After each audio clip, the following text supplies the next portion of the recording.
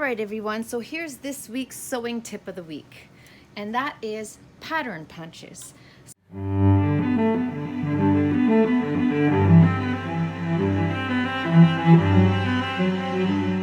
So what we have here is a basic pattern punch with like an oval type shape.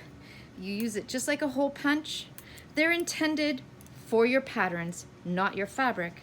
And then this one here is just a crafting size hole punch. And you can see the colored dot will show you. So now here I'm going to show you the two ways we use this. First of all, when you use your punch, you're just going to clip the edge of your paper on the notch, press down, and now you can see this little cutout piece, and I'll show you what we do next. The next thing you want to do is take a piece of chalk, and then you're going to mark it out just like that. And using the pin method that I showed you, you can mark the other side. Take a pin in through there, mark the other side.